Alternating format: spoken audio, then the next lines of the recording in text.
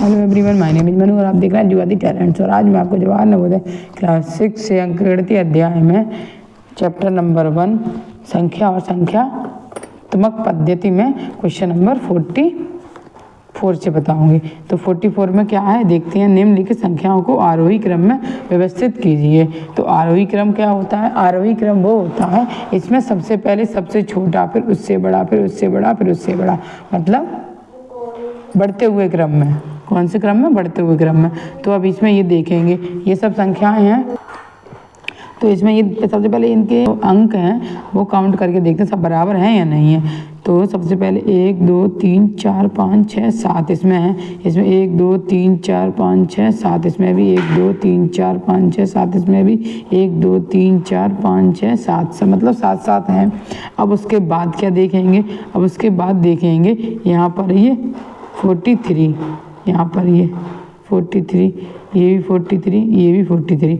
उसके बाद ये 97, फिर 97, ये 97 और ये 97 सही है। उसके बाद यहाँ है ये 625, यहाँ 243, यहाँ 6 हैं, यहाँ 2 हैं, यहाँ 8 हैं और यहाँ 2 हैं। तो सबसे छोटा कौन सा होगा? 6 या 2 या 8 या 2।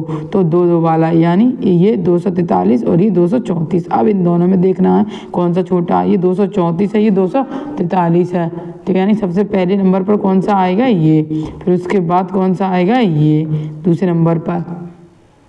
उसके बाद यहाँ है 862 और यहाँ 625, यानी ये तीसरे नंबर पर और ये चौथे नंबर पर। तो अब इसमें 1 नंबर पर इसमें देखें ये वाला नंबर किस में है? इसमें है क्या? 4397625 इसमें है, यानी ये गलत। अब ये 4397243 यानी ये भी गलत। ये 4397234 यानी ये पहले नंबर पर। फिर दूसरे नंबर पर कौन सा? ये वाला। तो ये देखते हैं 4397243 है, दूसरे नंबर पर ये है। फिर तीसरे नंबर पर ये है। तो ये देखते हैं 4397862 है ये, यानी ये हो गया गलत क्योंकि ये 4 नंबर पर है। इस वजह से अब इसमें देखते हैं। तो सबसे पहले नंबर पर ये होना चाहिए 4397234 सही है। फिर सेकंड नंबर पर ये 4397243 सही है। फिर थर्ड नंबर पर ये, थर्ड नंबर पर 4397625 सही है। फिर फोर नंबर पर ये वाला नंबर होना चाहिए 4397862, यानी ये वाला डी ऑप्शन कैसा हो गया आपका? सही। क्वेश्चन नंबर 45 में देखते हैं। 45 में क्या? निम्नलिखित संख्याओं को आरोही क्रम में व्यवस्थित कीजिए, यानी कि इसी की तरह है बिल्कुल सेम। तो इसी की तरह करेंगे। तो सबसे पहले अंकों को देखें कितने अंक हैं इसमें। 1 2 3 4 5 6 7 इसमें 1 2 3 4 5 6 7 इसमें भी 1 2 3 4 5 6 7 इसमें भी 1 2 3 4 5 6 7 मतलब 7 7 अंक हैं इसमें। अब देखते हैं। अब इसमें है 96, इसमें भी 96, इसमें भी 96, इसमें भी 96 सही है। फिर 53 53 53 एंड 53 सही है। यहाँ है 816, यहाँ 861, यहाँ 216, यहाँ 361। तो 2 वाला ही तो सबसे छोटा होगा क्योंकि आरोही क्रम में सबसे पहले सबसे छोटा लिखते हैं। फिर 216 के बाद क्या आएगा? 361, यानी 2 नंबर पर ये। अब है 861 और 816, तो यानी 3 नंबर पर ये आया और 4 नंबर पर 861 ये आया। तो अब देखते हैं, यानी 1 नंबर पर ये नंबर ये होना चाहिए। तो देखते हैं 9653216, 9653216 सही है। अब सेकंड नंबर पर ये 9653361 यानी सही है। अब थर्ड नंबर पर ये वाला देखते हैं 9653816 यानी ये सही है। अब 4 नंबर पर 9653861 यानी ये ऑप्शन कैसा हो गया आपका? सही। नेक्स्ट क्वेश्चन नंबर 46 में देखेंगे। यदि P Q का परिवर्ती है तो P माइनस Q का मान क्या होगा, ये बताना है। तो ये कैसे होगा? इसमें सबसे पहले तो हमें ये पता होना चाहिए कि परिवर्ती होता क्या है, उसके बाद हम पता कर पाएंगे। तो परिवर्ती का मतलब ये होता है कि परिवर्ती मतलब उसके आगे आने वाली संख्या। तो जैसे कोई 4 है तो 4 का परिवर्ती क्या होगा? ये उसके आगे आने वाली संख्या कौन सी होगी? 4 के आगे आने वाली क्या होगी? 5। तो वही उसका परिवर्ती है। तो ये है। तो यदि P Q का परिवर्ती है मतलब P जो है Q है, Q का परिवर्ती है P, तो मतलब Q पहले आएगा और P बाद में। ओके, इतना समझ में आया? है P Q का परिवर्ती है। या Q मतलब 4 है 4, तो अब P जो है परिवर्ती है Q का, तो इसका परिवर्ती 4 का परिवर्ती क्या होगा 5, क्योंकि परिवर्ती मतलब एक संख्या एक ज़्यादा। तो वही कह रहा है कि P माइनस Q का मान क्या होगा। तो जब P Q का परिवर्ती है, P Q का मतलब परिवर्ती है तो उसमें से P में से Q को घटा देंगे, ये 5 में से 4 जाएगा तो क्या बचेगा, 5 में से 4 जाएगा तो क्या बचेगा 1 है। तो परिवर्ती का मतलब समझ में आया, एक ज़्यादा। तो P जो है Q का एक ज़्यादा है, तो जब P में से Q को घटाएंगे तो क्या आ जाएगा ओनली 1। तो कौन सा ऑप्शन सही हो गया आपका B। समझ में आया होगा आपके। अब क्वेश्चन नंबर 47 में देखेंगे, ये है इसके परिवर्ती संख्या क्या है। तो इसकी परिवर्ती का भी हमने लास्ट क्वेश्चन में बताया कि परिवर्ती क्या होता है, परिवर्ती मतलब एक ज़्यादा। तो अब ये संख्या है तो इसके परिवर्ती क्या होगा, इसमें हम एक जोड़ देंगे तो जो है इसका परिवर्ती निकल के आ जाएगा। तो ये है इसके परिवर्ती, इसमें एक जोड़ना पड़ेगा तो एक जोड़ेंगे तो एक कितना हो 9 और 1 10, फिर 9 और 1 10, फिर 9 और 1 10 और फिर 9 और 1 10, यानी ये आंसर होगा।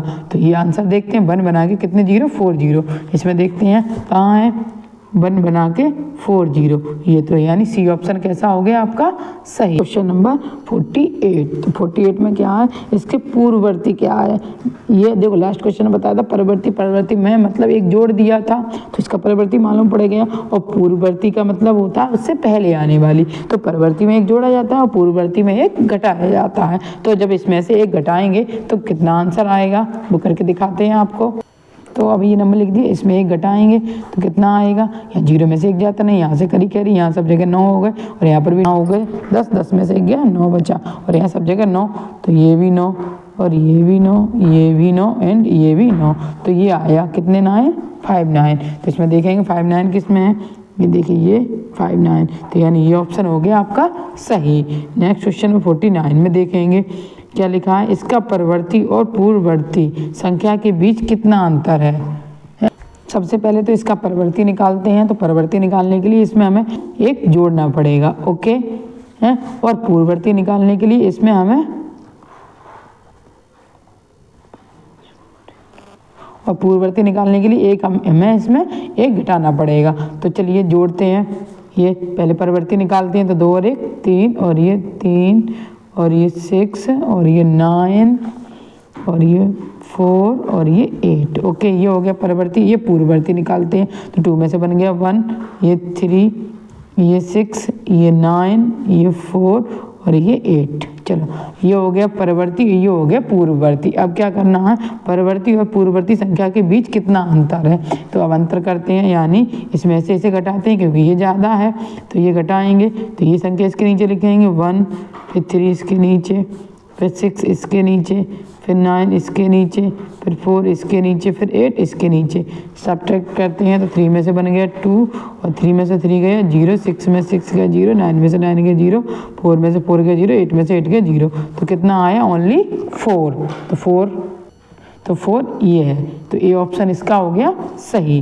अब क्वेश्चन नंबर 50 में देखेंगे, यदि ए बी का परिवर्ती है, तो जैसे ए जो है ए मान लिया 4, ए मतलब है 4 सही है, और बी का क्या है परिवर्ती, बी का परिवर्ती मतलब बी से आगे है, तो बी कितना होगा, जब ए 4 है तो बी का परिवर्ती मतलब एक जोड़ेंगे है, तो बी हो जाएगा 3, क्योंकि ए जो है बी का परिवर्ती है, तो 3 में से एक जोड़ेंगे तभी तो 4 आएगा, ये हो गया। अब और सी बी का पूर्ववर्ती है, अब जो सी नंबर आया वो बी का पूर्ववर्ती है, सी जो है बी का पूर्ववर्ती, सी बी का पूर्ववर्ती है, तो यानी एक कम होगा इससे, पूर्ववर्ती मतलब इससे पहले आने वाला, तो पहले वाला कितना हो गया 2। अब क्या करना है, अब तो c माइनस ए का मान क्या होगा, तो c माइनस ए का मान, तो ये c है, c मतलब 2 और c माइनस ए का मान क्या होगा, तो c मतलब 2 और a मतलब 4, तो 2 में से जब 4 जाएगा तो कितने बचेंगे माइनस के 2। तो कौन सा ऑप्शन सही हो जाएगा, ये डी, ओके। तो उम्मीद है आपको ये वीडियो समझ में आ रहा होगा, तो वीडियो को लाइक करें, शेयर करें, कमेंट करें, चैनल को सब्सक्राइब करें। Thank you.